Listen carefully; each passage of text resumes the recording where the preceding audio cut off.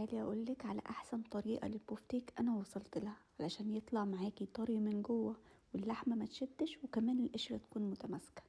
الاول نصلي على النبي ونقول بسم الله. جبت بصلتين وبشرتهم واخدت المية بتاعتهم. هضيف عليهم معلقة كبيرة من الخل وكمان الملح والفلفل الاسود.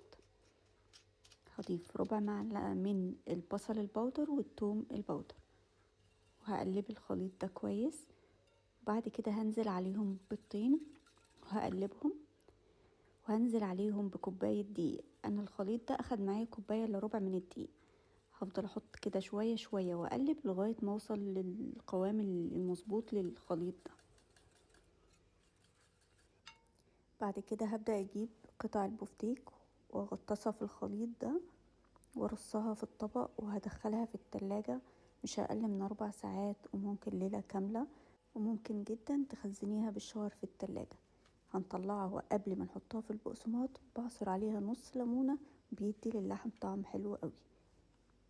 هبدأ انزل البفتيك في البقسماط كده وهفضل اضغط على قطعة اللحم كده في البقسماط علشان خاطر يلزق عليها كويس قوي من كل ناحية.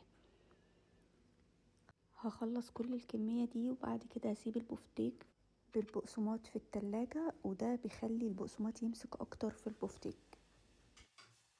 هبدأ اقلي البفتيك يكون الزيت طبعا سخن كويس قوي علشان البقسماط ما يفكش من اللحمة.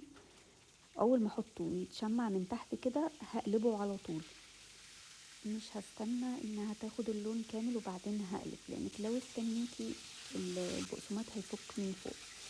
فانا كل ما تتشمع من ناحية هقلبها على طول، يعني 5 ثواني 10 ثواني وتقلبي.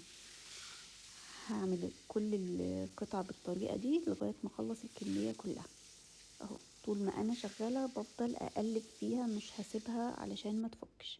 وبس كده، لو عجبتك الطريقة جربيها وقوليلي رأيك في الكومنتات، وما تنسينيش اللايك والاشتراك لو لسه ما اشتركتيش. وبالهنا والشفا.